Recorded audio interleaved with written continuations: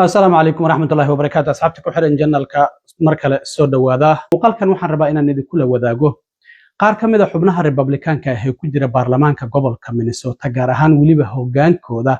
ayaa waxay sheegeen in ninkii cadaanka ee cunsuriga ahaa ay kala shaqeeyeen in muuqaaladaasi uu sameeyo arintaasi waan idin la wadaagayaa sidoo kalena waxa jirta in madaxda dheekeerada lacagta ay ka joojisay dawladda federaalka ah ee shalay mudaharaad ay ku qabteen aqalka looga arrimiyo gobolka Minnesota iyagoo sheegay in qoysaskan dhaqaalahoodu hooseeyo haddii lacagahan dheekeerka laga jarto ay noqonayso in aysan wax mushaar helin oo waalidiinta aysan shaqo aadin kadibna ay guryo la'aan noqdaan iyagoo ku baaqay in aan la siyaasadeynin lacagtan caruurta looga sii haynayo waalidiinta inta ay shaqada ay ku maqan yihiin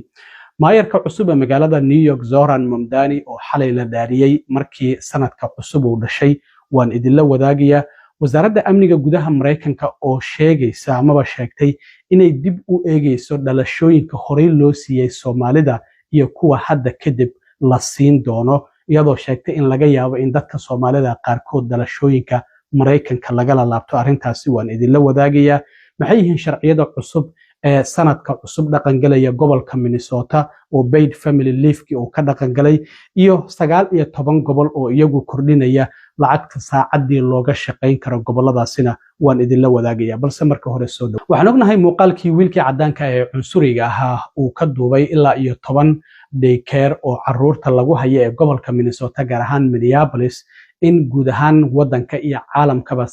saameyn xooggan oo videogaasi uu ku yeeshay laakiin hadda waxaaba soo baxayaba in hogaanka xisbiga Republicaanka ah gaar ahaan xubnaha ku jira aqalka wakiilada ay yiraahdeen annaga ayaaba kala shaqeynay sidii uu goobahaasi uu u tagi lahaa haweeneyda afayeenka aqalka wakiilada ee baarlamaanka gobolka Minnesota oo Lisa Daymith la yiraahdo haddana u sharaxan in gudoomiyaha gobolka sanadkan dhamaadkiisa in ay noqoto xubnaha u sharaxan kamida ayaa waxay tiri muddo sanadaha waxa isku dayeenay inaan shaaca ka qaadno musuqmaasuqa ka jira gobolka Minnesota waxa ina tiri hadda inaga ayaa ku caawinay in muuqaalkaasi uu duubo ninkan cadaanka ee cunsuriga ah ee Nick Shively la yiraahdo sidoo kalena xildhibaanka kale ee la yiraahdo isagana Harry Niska oo Ramsey laga soo doorto isla markaana gudoomiyaha aqlabiyadda ah waxa uu yiri inta badan warbixinada uu sheegay ninkan waxaba ka caawiyo leeyahay shaqaalaha inaga noo shaqeeya ayaa ka caawiyay marka xubnihii Republicaanka waxay qiranayaan in iyagu ay mas'uul ka ahaayeen in ninkan cunsuriga ah uu tago goobahaasi isla markaana uu soo duubo walow hadda ay muuqanayso musuqmaasuqa sida uu sheegayo inaysan waxba u jirin haddaba waa kuwan labadan xubnood oo ah afayeenka aqalka wakiilada ee baarlamaanka gobolka Minnesota Lisa Daymith oo gudoomiyaha gobolka u sharaxan iyo waliba Harry Niska oo ka hadlaya arintaasi oo dhahaya inaga ayaa ku caawinay ninkan dhalinyarada ee cunsuriga ah in uu soo duubo muuqaaladaasi bal ila daawada. Our caucus has been working to expose fraud for years, including working with Nick Shirley. Much of the information that one of the gentlemen in that video was providing was due to information he got from the House Republican staff. sidoo kale shalay aqalka State House-ka ee looga arrimiyo gobolka Minnesota waxa mudaharaad ku sameeyay qaar kamid ah madaxda dheekeerada oo dawladdu ay lacagta ka joojisay Minnesota oo kaliya ma aysan ka joojin dawladda federaalka ee guud ahaan wadanka ay ka joojisay waxay tiri hadda kadib lacagtii aan bixinayno cadeyn ayaan u baahanahay marka waxay maamulayaashan ay sheegeen inaan loo baahnayn arintan in la siyaasadeeyo boorar ay soo qaateen oo ay leeyihiin lacagtan caruurta yaan la siyaasadeynin isla markaana sidoo kalena caruurta lacagahooda ha loo soo fasaxo waxa ay leeyihiin waalidiinta low income ka ama dhaqaalahooda hooseeyo caruurta waxay keensan jireen xilliga maalintii ah daykeerada si ay shaqo u tagaan marka waxay leeyihiin hal bayjeeg amaba hal bayjeegaasi oo la soo siiyo waalidiintaasi ayaa uga dhiman in ay guryo la'aan noqdaan waayo haddii caruurtii aan la keenin meesha waalidiintii inay guryaha ku hayaan ayay noqonaysaa waalidiintiina haddaysan shaqo aadin mushaar ma helayaan haddii aysan mushaar helinna kiradii guryaha iskama bixin karaan oo guryo la'aan ayay noqonayaan xubno dimuqraadiyiin ayaa sidoo kale kala qayb galay oo dhahaya arintan maamulka Trump waa uu siyaasadeynaya laakiin wax musuqmaasuqa kama jiraan 185 milyan oo la siin jiray ilaa iyo 4,000 oo daycare oo ku taala guud ahaan gobolka Minnesota isla markaana 30,000 oo qoys ay ka faa'iideysan jireen ayaa hadda lacagihii laga jartay marka waa kuwan qaar ka mid ah madaxda indhaykeerada oo shalay iyagu mudaharaadkan ku sameeyey xarunta baarlamaanka gobolka Minnesota ama aqalka looga arrimiyo gobolka Minnesota waxaa hadaladoodii ka mid ahaa. Imagine my surprise at this narrative that it's so easy to scam child care assistance. Many of the families at my center are one paycheck away from becoming homeless. I'm not exaggerating. If child care assistance is turned off, children can't come to care. That means their parents can't go to work. If they don't go to work, they don't get paid. They risk losing their jobs. Fraud prevention is about policy and not politics. It's about solutions and not spectacle. But everything that we've seen from the federal government this week is about politics. 75% of the children at our program qualify through the state for child care funding. We can't afford to continue to operate if we lose 75% of our enrollment. Without child care assistance funding, our center will close within a month.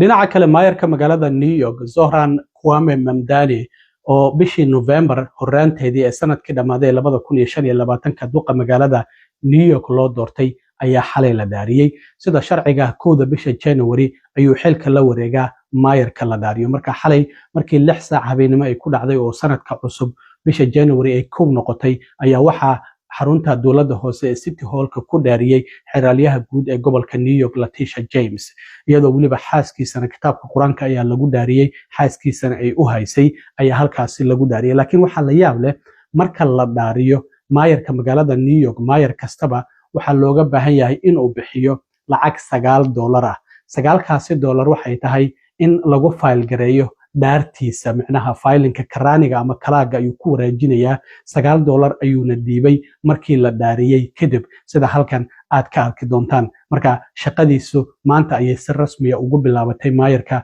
magaalada New York waliba si lama filaan ah oo la yaab leh ku soo baxay Trump markii hore uu ka soo horjeeday laakiin markii la doortay kadibna uu aqalka cad ku casuumay isla markaana uu ku soo dhaweeyay waxana uu sheegay in ay wada shaqayn doonaan haddaba waa kan maayarka markii la dhaarinayay ila daawada. Please repeat after me. Raise your right hand. I, Zohran Kwame Mamdani, do solemnly swear that I will support the Constitution of the United States, the Constitution of the United States, the Constitution of the State of New York, and the Charter of the City of New York, and and that I will faithfully discharge the duties of the office of the Mayor of the City of New York, according to the best of my ability. So help me God. Congratulations, Mr. Mayor. Thank you, sir. And may I now ask for your $9 fine? You may ask for my $9. There we go. This should be exact change. Excellent, Mr. Mayor. Thank you very much. dhinaca kale wasaaradda amniga gudaha Mareykanka ayaa waxa ay sheegtay in ay dib u eegis u sameynayso kiisaska dadka dhalashada la siinaya ee Soomaaliya ka yimid iyo wadamada kale oo madaxweyne Trump travel bank uu ku soo rogay oo iyagu qatar u keeni kara muwaadiniinta Mareykanka sabab la xiriira in musuqmaasuq Soomaalida hadda si aad ah loogu eedeynayo marka wasaaraddu waxa ay xaqiijinaysaa in hadda dib u eegis lagu sameynayo kiisaska immigrationka ee 19kaasi wadan oo madaxweyne Trump uu travel bank ku soo rogay isla markaana Soomaalidu ay kamid tahay waxaana sidoo kale laga yaabaa in qaar kamid ah dadka dhalashooyinka qaatay dhalashooyinkii lagala laabto waxaana wasaaradda amniga gudaha ay xaqiijinaysaa in 19kaasi wadan oo Soomaaliya ay ku jirto go'aan laga gaarayo in shakhsiyaad kamid ah dhalashooyinka la siiyo waatii hadda la joojiyay dad qaar xitaa interviewdii ku baasay in dhaartii laga kansalay amaba xitaa dib loo dhigay waatii dhacday marka waxa ay leeyihiin hadda dadka sidoo kale horay u helay citizenshipka ama dhalashada qaatay oo laga yaabo inay musuqmaasuq ku lug leeyihiin waxa macquul ah in arintaasi ay ka dhalato in dhalashooyinka lagala laabto marka waxa sharciga Mareykanka kamid ah in shakhsiyaadka iyagu si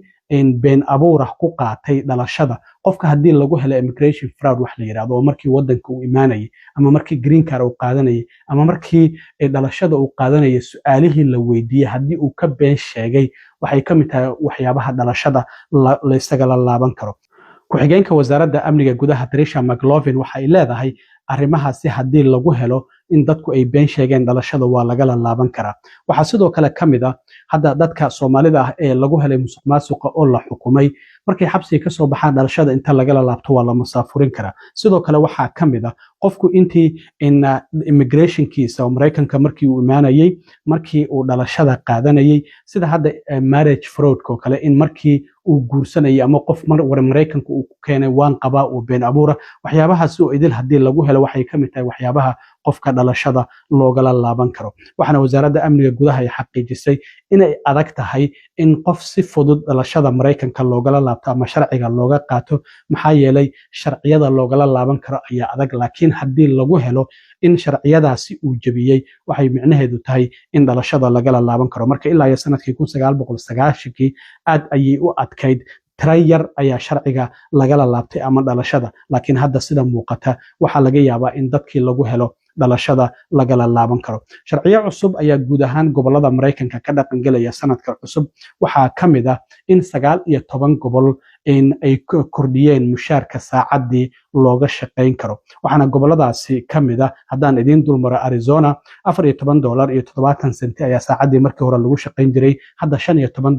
$15.15 ayay gaarsiiyeen. California oo kale $16.50 ayaa lagu shaqeyn jiray $16.90 ayay gaarsiiyeen marka wax badan maahan 40 senti ayay ku dareen laakiin dadka ka shaqeeya maqaayadaha fast foodka sida McDonald iyo maqaayadahaasi oo $20 ayaa saacadii iyaga looga dhigay. Colorado $14.81 ayay ahaan jirtay hadda waxaa laga dhigay saacadii $15.16. gobolka Connecticut $16.35 ayay ahaan jirtay waxaa laga dhigay $16.94. Florida $15 ayay ahaan jirtay laakiin September ayuu dhaqan galayaa soddonkeeda sanadka 2026 lacag kordhintooda. Hawaii oo kale $14 ayay ahaan jirtay $16 ayaa laga dhigay $2 ayaa lagu daray. Maine $14.65 ayay ahaan jirtay $15.10 ayaa laga dhigay. Michigan $12.48 ayay ahaan jirtay waxaa laga dhigay $11.41. Missouri iyadu waa $15. Nebraska waa $15. New Jersey iyadana waa la kordhiyey lacagteeda lama shaacin. sidoo kale waxaa ka mid ah in